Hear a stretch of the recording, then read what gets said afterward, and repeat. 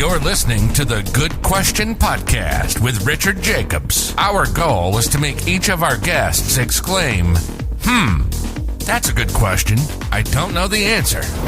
Because when that happens, it means you, the listener, may be inspired to learn more beyond the interview and to ask great questions yourself that lead to new insights. In this podcast, we cover historical and current anthropology, comparative religion, and history. Welcome, and let's get started. Hello, this is Richard Jacobs. My guest is Stephen Hinshaw. He has a PhD. He's a distinguished professor of psychology at University of California, Berkeley. The book that he wrote we're going to talk about is Another Kind of Madness, A Journey Through the Stigma and Hope of Mental Illness. So we're going to talk about that and his work as a professor of psychology. Welcome, Steve. Thank you. Thank you. Well, if you would tell me a bit about your background and, why you're interested in this area that of mental illness that you're interested in.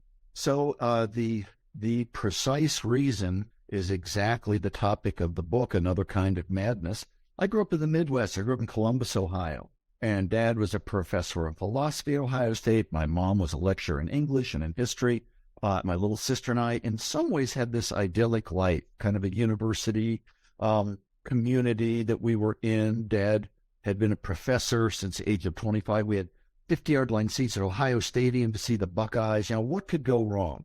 Well, what went wrong was, when I was very little and on through my childhood, Dad would vanish as if abducted by aliens into thin air for a month, 3 months, 6 months, or at one point when I was a year at a time. Holy cow. And I didn't know where he was. I didn't know if he was alive or dead. What I didn't know until I was 18, returned back to Columbus for my first spring break back from college on the East Coast, when my dad pulled me aside into his study at home. He had all the books on philosophy and math and literature, and he said, "Son, it's time you learned some secrets about my life." Now, I knew something was really wrong, but it was so mysterious. Dad would be gone. Once in third grade, Mom said, "Your father's resting in California. It's best if you ask no more questions." I saw that look in her eye. I thought, I better not ask any more questions. And then one day he'd appear, be cooking breakfast for my sister and me before school. No, welcome back. And, it was very mysterious and very silent. What I learned when I had turned 18, my first spring break back to Columbus, was that Dad had been diagnosed with schizophrenia since the age of 6. He told me all about what's the opening scene in Another Kind of Madness when he was 16, becoming quickly manic. No one knew that then. And hearing voices, this is in 1936, that he was the sole person on earth who could save the free world from Hitler and Mussolini. So on that fateful dawn, after he'd been wandering the streets of Pasadena for about 3 days and nights, he climbed up the trellis to the roof of the home and knew he could fly because his arms had become wings, as he told me.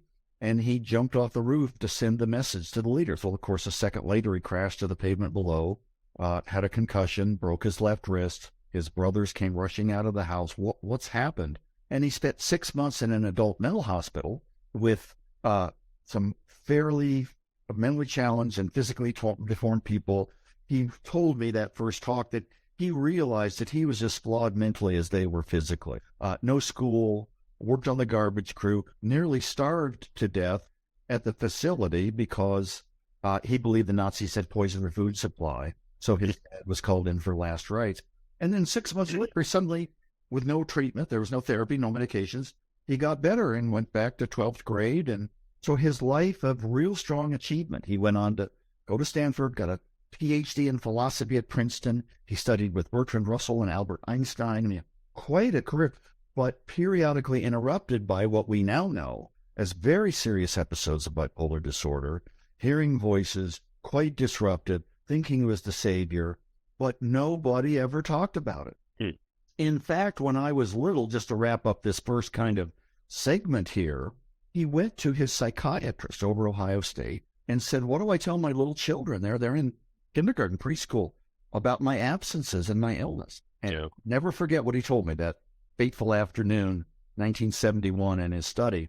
He said, "My doctor looked me in the eye and said, Professor Hinshaw, if your children ever learn of your what they thought was schizophrenia and hospitalizations, they'll be permanently destroyed. You and your wife, their mother, are never allowed to discuss it or they'll be permanently destroyed. Right. So the doctor's orders back in the 50s and still the 60s, it's so shocking, it's so painful, it's so toxic, you can't even bring it up. So I lived sports and school were my refuge. I wasn't smart enough to apply to college out in California, so I went back east to Harvard, about as far away as I could.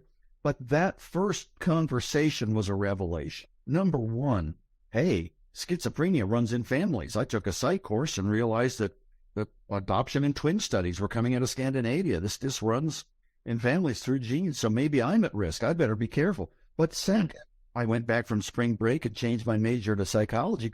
I got a mission now. I got what caused this? It didn't sound like schizophrenia to me, and I really diagnosed him a few years later with bipolar disorder. I now studied every psych topic I could, did volunteer work, ended up working for several years before I went back to grad school in clinical psychology, and this is what my life has been.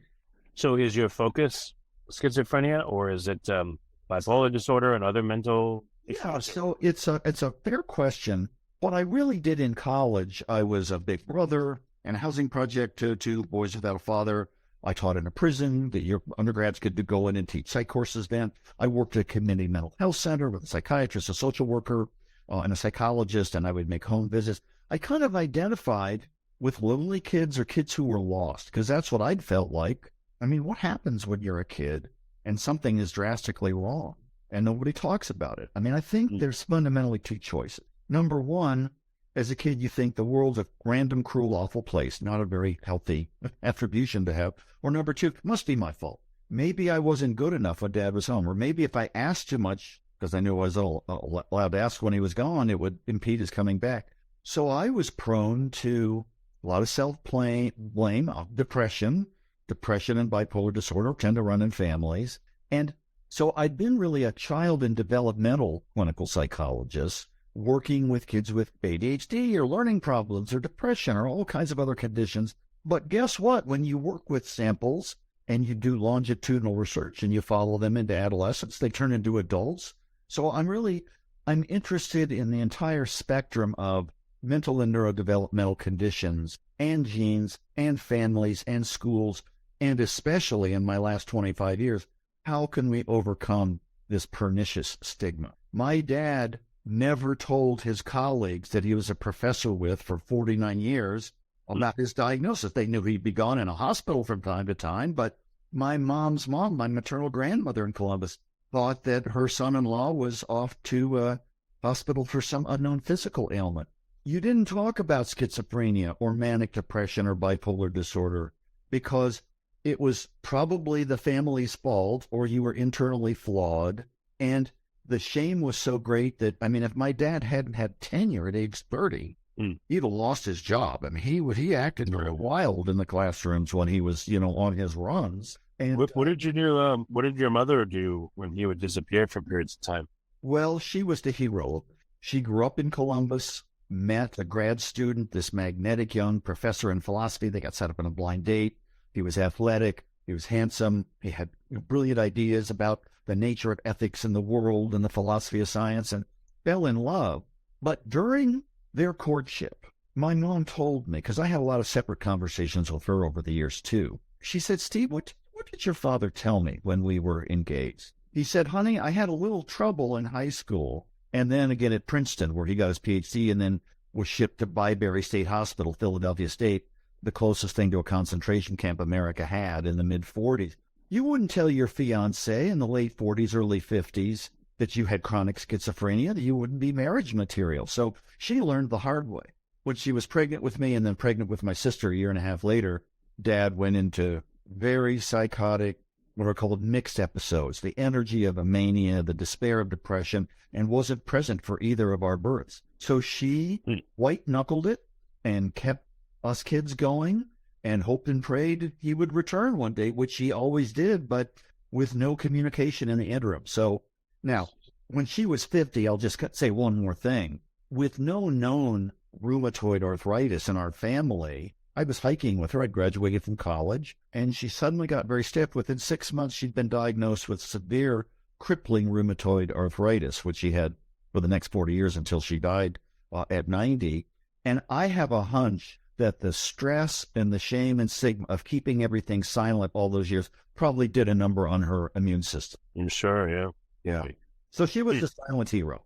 So today, is your focus schizophrenia only, or is it, again, more broad within your field? So I'm really interested in neurodevelopment, kids with autism spectrum, kids with attention deficit hyperactivity disorder, kids with learning disorders.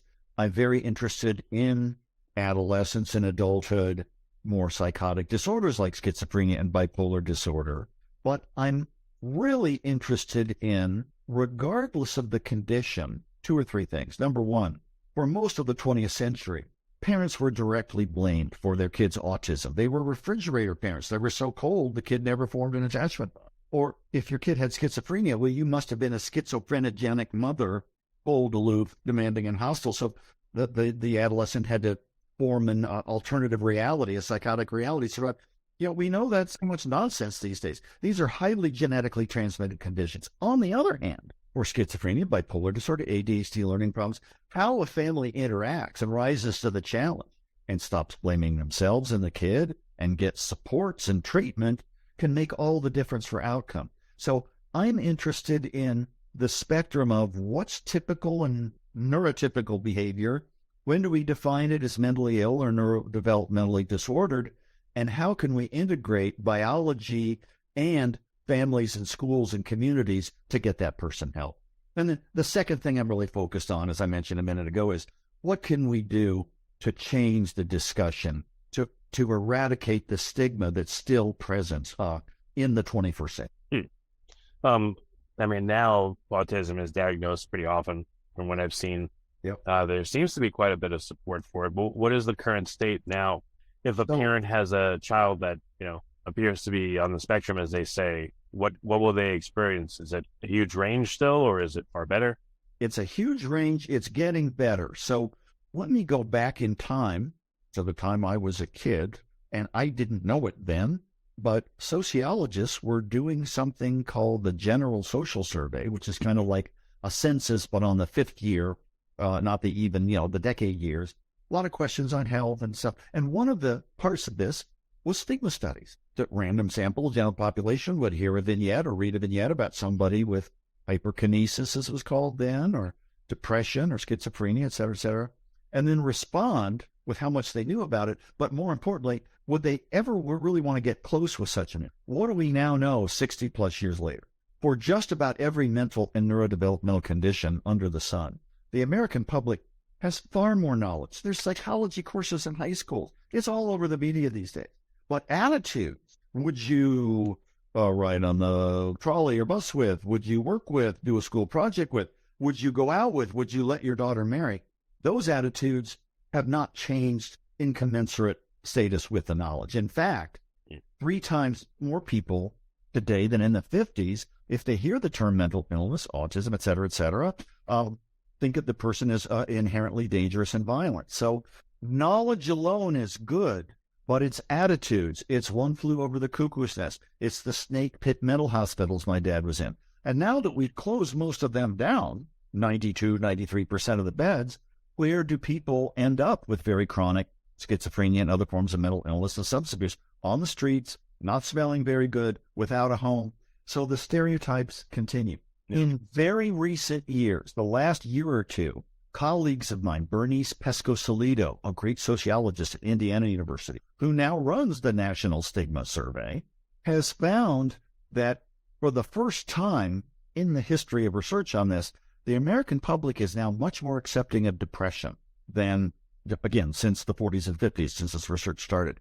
But no change or even a worsening about schizophrenia, because those are the people that hear voices, or substance abuse, because those are the people who choose to put stuff in their mouths or in their veins, et cetera. So a bit of a sea change is happening, but we've got a long way to go. And it's not just factual knowledge, it's discussion. It's what's happened with breast cancer for women and prostate cancer for men. Cancer was highly stigmatized back in the 30s, 40s, 50s, 60s. You'd never put in the obituary that your grandpa or grandma died of cancer. They died of an illness, because cancer was a psychosomatic illness medicine you brought on yourself by losing the will to live. Cancer is now a cause. The NFL dudes wear pink knee socks one Sunday every fall in support of breast cancer research. And I often ask students and people that I talk with, and what color knee socks do the NFL dudes wear to support mental health research? It's a trick question. There is no knee sock for mental health research. We're the cancer now of 100 years ago. Long way to go to raise public awareness. What are the, I've heard it anecdotally from friends, 1 in 10 people seriously mentally ill. Yeah. That's why society is so crazy, et cetera. But what are the stats as you know them? So the stats are very interesting. When I was in grad school a few decades ago, we learned that you had schizophrenia or you had bipolar, manic depression, or normal. Same for ADHD, et cetera, et cetera. We now know that everything's on a spectrum. We call them the autism spectrum disorders, the bipolar spectrum. Is any of us not disorganized a bit of the time? And so when do you have ADHD? 20% of the population hears voices at some time or another, but only a much smaller percent, 1 or 2%, has schizophrenia. A lot of people are moody, but only 3 to 5% have florid bipolar disorder. So everything's on a spectrum. We still don't have in psychiatry and clinical psychology a brain scan or a blood test. With cancer, you pretty much know. With mental conditions, it's still symptoms and judgment, which people think it's kind of imaginary. And people today also know that, it's not just bad parenting. It's genes and toxins in the environment, maybe a cause in some cases of autism and ADHD, et cetera. But we still don't know whom to blame, because I'm doing pretty fine. I don't whine about sad mood. I don't admit I have depression. It's still a sign of weakness, or it's perceived to be a sign of weakness, to admit to problems needing help. We get our cars tuned up. Why don't we get our heads and bodies tuned up rather than a strength? Yeah, no, makes sense. Yeah. Which mental conditions appear to be more socially acceptable than others? Well, which ones are still at the bottom of the barrel? The bottom of the barrel are, it's like HIV is more stigmatized than the flu, right, et cetera, et cetera. COVID's more stigmatized than other viral illnesses. Severity and chronicity are the predictors. So schizophrenia is kind of at the bottom of the barrel. But a lot of people with schizophrenia, if they get the right medications, despite the stereotypes, and get into job training and psychoeducation with their families, recover and have many years of symptoms. Same with bipolar disorder. ADHD is fairly chronic. You don't really ever totally outgrow some fundamental impulse control and attentional problems, but you can learn to cope with it. And with the right therapy and the right job, right education, many people thrive. Bipolar disorder and ADHD can be the source of creativity and strength in many people. So it's not either or. You're not doomed to a lifelong, it's like with cancer, people get recovered with treatment. Are they still at risk for remission? From remission, but back to a relapse, yes. Same with cardiovascular illness. Yeah. We need to believe that there's hope, and treatment breeds hope. But how many counties in the U.S., the rural counties, don't have one psychologist or psychiatrist? And you go to the big urban centers, and the waiting lists are 2 years long. We can treat many forms of mental illness. We can't cure them. We're not there yet. The brain's pretty complicated. We can treat them and help with recovery as long as people have access to care. But the access is poor. We don't have an organized health insurance system in our country. And because of shame and stigma, people don't want to admit to themselves or their families that they need to see a shrink. Talk about a stigmatizing term. It's a head shrinker, right? Yeah. So in your experience, there is enough available, either medicines, psychotherapy, et cetera, to significantly pull what percentage of people out of mental illness, or at least raise them to a level where the mental illness allows them to be functional. Do you have any estimate on that? Yeah. So you asked for statistics a question or two ago. About 1 in 20 people here in America and around the world have a severe enough form of mental illness or substance abuse that they can't complete school, relations are shot, jobs are impossible. Another quarter, so we go from 5% to now 25 to 30%, have what we might call a moderately severe form of mental illness, recurrent depression, or ADHD, that the hyperactivity kind of went away when you hit adolescence, but the poor executive functions and disorganization did not, or recurrent depressions that depressions tend to go in cycles, like manias and depressions, and the next one hits and you find yourself hopeless and despondent and suicidal again. if you look across someone's lifetime, half of people around the world will have some form of mental disorder. So it's not uncommon. The majority of those are on the milder side. But you say half of all people? I would half of all people. Yeah, who do you know that doesn't have a phobia of something, of heights or of spiders? I mean, so wow.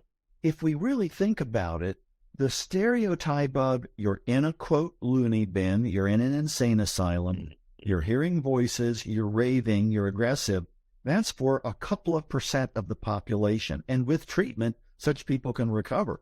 Most of the rest of us are on a spectrum of anxiety, and anxiety has been crushing since the pandemic. Yes. Women are twice as liable to depression as men. Men are more liable to aggressive conduct problems and antisocial problems. So it's like, how can you be stigmatized if you're in a majority? Well, women are still stigmatized, and they're 51% of the population. People with mental and neurodevelopmental disorders are stigmatized, even though added up, it's a fairly common experience. We're afraid to admit weakness. Those people with mental illness are sucking away public funds. We would mutt our kids around them. But it's the true stories of recovery rather than the stereotypes, again, of one flew over the cuckoo's nest that I think that's fundamental to changing attitude. Yeah, I don't know. Again, it's from what I've seen, I don't know if this is accurate, but it seems like unless someone is highly trained, and even if they are a medical person, they handle someone with possible or apparent mental illness is like, they'll say the professional things, the niceties, things like that, but it just seems they're like, they're already thinking this person's nuts. They're not with it. They're not productive. They're not school material. And so at UC Berkeley, our colors are royal blue and gold, the Golden Bears.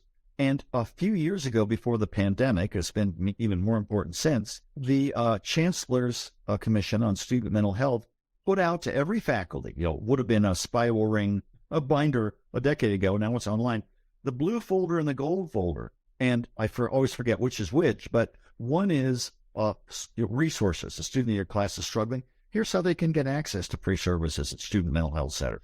Here's peer-to-peer counseling. And the gold folder is not to train an English or physics professor to be a psychiatrist, but sudden change in motivation, apathy, maybe eyes dilated, could be substance abuse.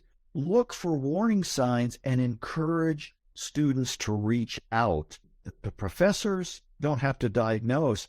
Teens and young adults, this is the period of onset of a lot of these things we're talking about, and you want to be like everybody else, you want to be accepted, and who wants to be an ADHD or a bipolar person or an autistic person? But with support groups and advocacy groups where you can take pride in being a part of a group with others like you and hear about people's successes and not stereotypes, this is the kind of thing that's going to change the tide, Richard. This is where we're going to have a different level of the level of discourse about cancer is very different from 75 years ago.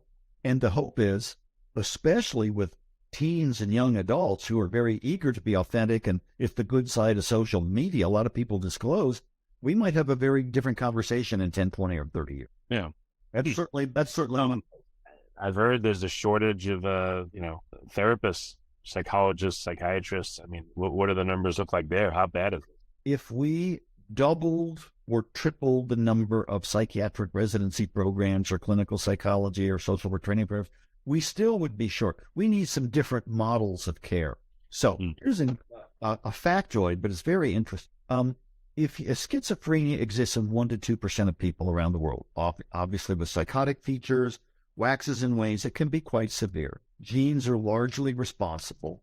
Where do you move if you get schizophrenia? Do you move to New York City or LA or San Francisco or Chicago, the urban centers with the most therapists and meds? You move to India or Africa, because without psychiatry or psychology or medication, it's somewhat expected that a lot of teens and late teens are going to run amok in some way. And there's a place for them, schooling, jobs, a place to live, when they kind of come back into the more normative range. So we need to, and of course in the United States, if you don't go to college right away, there's something wrong. If you fall off the track, you're irreparable. This highly achievement-driven culture doesn't cause these forms of mental illness per se, but it sure gets in the way of acceptance and recovery. So, and of course, the other side of the coin, which is we need a lot more research on it. Let's use tech. Let's use AI. Let's use apps. Everybody's got a cell phone these days, pretty much. And how can you deliver online therapy, text reminders, or apps to help with your attention or mood regulation? The research so far shows that if you just leave it to an app and call it a day, it can help some people, but you need to combine the app with occasional actual contact with a human. Check up and monitor. And that could be, and that's a big avenue these days for getting greater access to much greater number. Of the people that have gone through treatment that were really bad, they were suffering big time, they were way out of it. When they come back, how do they describe what they felt like? Someone that, I don't know if your dad did this or just other patients you see or literature, when someone's like incredibly bipolar and they come off of it, or they have a schizophrenic episode, they like really do crazy stuff and then they come out of it. How do they describe how they felt while they were in it? Very interesting. There's a little bit of psychological, psychiatric literature on this. For somebody with really severe psychotic level names or schizophrenic episodes, there may be a little bit of amnesia for the kind of worst of the episode when you come at it, which in some ways might be helpful. You don't want to, bask in it or meld in it all the time. But for serious depression, people talk about it being the worst disease you can ever have because it's not in your lungs or your heart or your legs or arms. It's in your mind, and you feel as though you're slowly choking. And you also feel, inevitably almost, for people who get sufficiently depressed, you're a burden on everybody else. Everybody would be better off if you. So rather than the common stereotype that how selfish it ruins families and is still illegal in some states and countries, people who are despairing enough to be actively suicidal may feel that they're really doing everybody a favor because they're so guilty and self-blaming, and they don't want to be a bother anymore. People come back from psychotic experiences and say, well, initially I heard those voices, and especially if you're manic, I could be a savior, I create inventions, but soon enough, the hallucinations and delusions, these voices and these very fixed beliefs, take on a malevolent stance. Nobody understands you, and they're a source of real isolation and despair. So people have a lot of different accounts of such experiences, but rarely are they uniformly positive. Yeah, I've seen, it's like, I guess like the Lord of the Rings, when he had Gollum and Smeagol, and Smeagol was when he was nice. Yep. And then when he was Gollum, he was very suspicious, and he said the same things over and over and talked to himself. I know that's not, it's a little bit of the Dr. Jekyll and Mr. Hyde, but for people with... But do you see that? Is that a good how some people are? Well, I mean, depressions, if you or I have one serious depression in our lives, what are the odds we'll have another? About 50. Well, really, it elevates. Once you have one, you're more likely to have another, or no? Yes. But genes contribute to this, early trauma could contribute to this. Well, let's say you and I, Richard, have a second. Now it's about 70% chance or more that we'll have a third, and so on.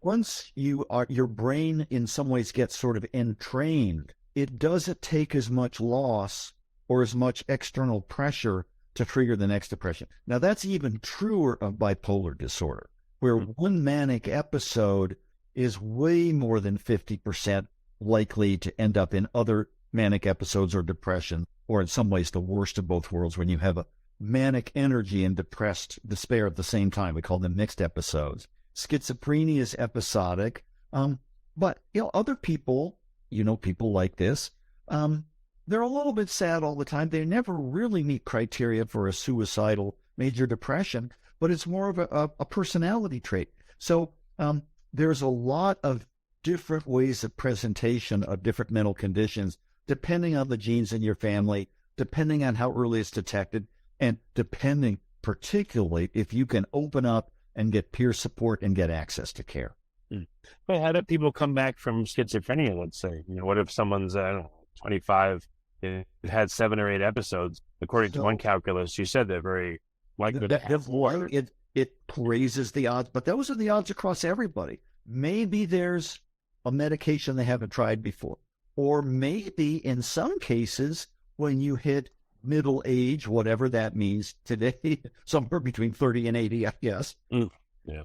Some of the cyclic conditions tend to abate and wisdom comes in, or you learn to cope with the symptoms better. Many people with ADHD, with a really supportive partner or with a job that's not too rote or utterly challenging, but where you can kind of be your own boss and call your own shots and not punch a time clock, you still have the underlying organizational and self-regulation issues, but they're not as noticeable because you're in a setting that's inherently more supportive.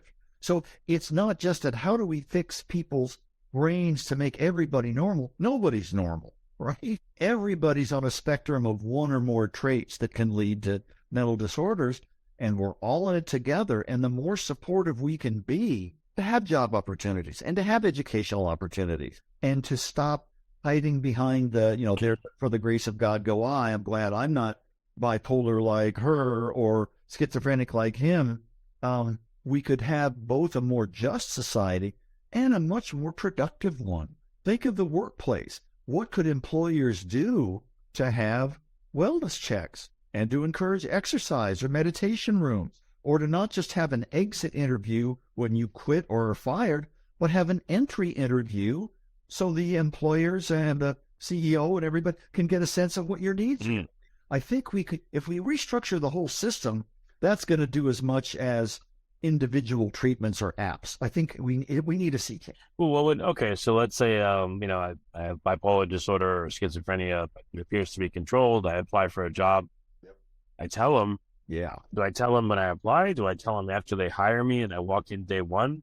Say, surprise, guys, and I just want to let you know, what this do people do? What happens? This is a very good question. So 33 years ago, this July will be the anniversary of the ADA, the Americans with Disabilities, signed by George Bush I in the summer of 1990. And in the United States, it is illegal to discriminate against anyone with a physical or mental disability in public or in the workplace. So this was a landmark act. Now, couple of things. Who brings the most suits proportionally of the population against, under ADA?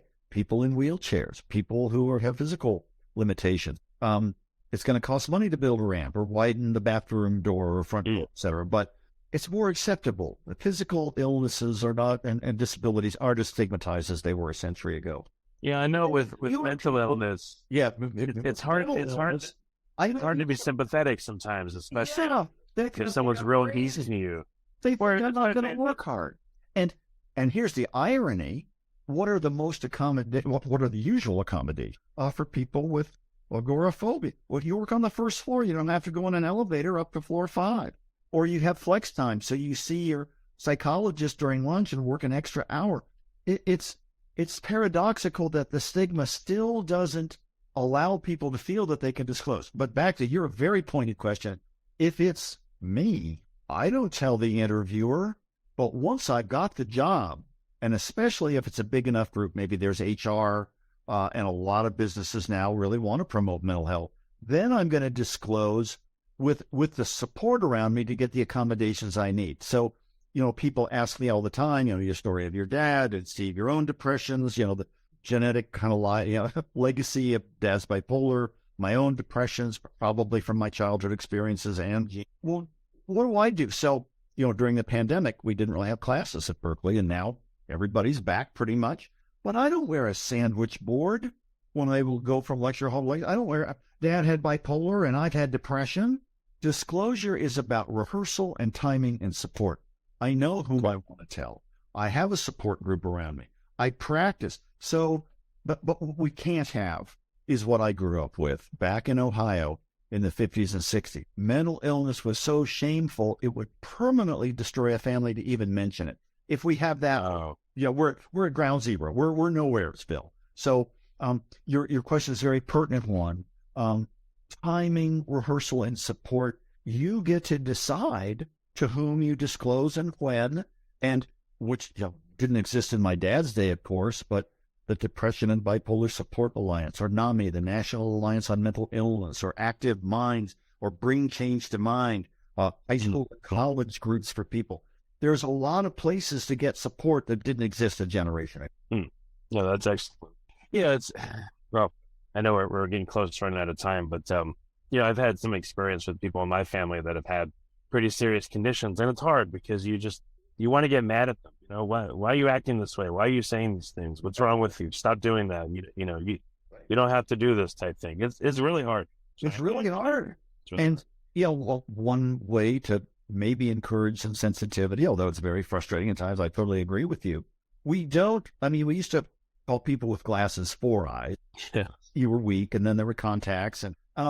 But most of us don't say to somebody in the next cubicle beside us in tech or in university or in broadcasting or whatever you do, if you just tried harder, you could throw away those glasses, as you could train your optic nerve and your retinal. It's like, what are you talking about? Yeah. But it's okay to say to somebody with ADHD, just come on, everybody loses focus. There's a substantial genetic liability for some people really having problems regulating their attention as the situation changes. They're usually trying as hard as they can. It's like telling a kid with dyslexia, just try harder to learn to read. Yeah. Your brain is wired differently. It's going to take more regular and more intentional strategies to do that. So, but I think we all are bred to believe that if it's behavior and emotion, darn it, we can control it. We can pull ourselves up by our bootstraps, but which we don't so much do for physical conditions anymore. But that's part of the attitude change. Yeah, I'm with you. I agree totally. Well, like I said, we're just about out of time. I want to be respectful of your time. What are resources for people that know people or they themselves are having some trouble? And then I want to ask about your particular book and research, where people can find out more about that. So if you go to Amazon, not to promote them, they don't need much promotion. I have an author page, and all of my books, including Another Kind of Madness, A Journey Through the Stigma and Hope of Mental Illness, is available. It's a pretty gut-wrenching, yet ultimately hopeful portrayal of the silence my family endured. My last name is Hinshaw, H-I-N, as in Nancy, S-H-A-W. Go to www.hinshawlab.com, and that'll get you into the website of my laboratory of grad students and postdocs and other students and staff members who do research on ADHD and mental illness stigma. And then at a global level, Depression and Bipolar Support Alliance, DSA, NAMI, the National Alliance on Mental Illness, Bring Change to Mind. I'm co-scientific advisor. It's a group started by the actor named Close. She and her family didn't want to keep silent anymore about many people with pretty severe mental illness in their family. And so one of the things we do, and I helped start, was have clubs in high schools around the country, or in 500 or more schools now, not so much mental health clubs. I mean, we need more of those, but anti-stigma clubs. Kids find tools, and we have a menu of them for kids to use, and each club has its own unique way of putting it together, to talk about it, start the conversation, mindfulness apps, talking with school administrators, talking with families about attitude change, about bullying, about mental disorders all along the spectrum. And it's young people, Richard, that's where we see the hope. The sea change is going to be with when people in their teens and early 20s now mature into more formal leadership positions. And I think we're going to have the different kind of conversation than we now do with cancer, with respect to cancer. I talked about mental health in the year. Yeah. Okay. Well, Stephen, thank you very much for coming on the podcast and talking about these difficult issues and your history, which I know is incredibly personal and difficult too. So thank you for coming on this podcast. I really appreciate the opportunity and eager for the podcast to come out. Excellent. Thank you for listening to the Good Question Podcast. Please email support@thegoodquestionpodcast.com if you have any referrals to great guests for us to interview. Visit thegoodquestionpodcast.com to hear more interviews.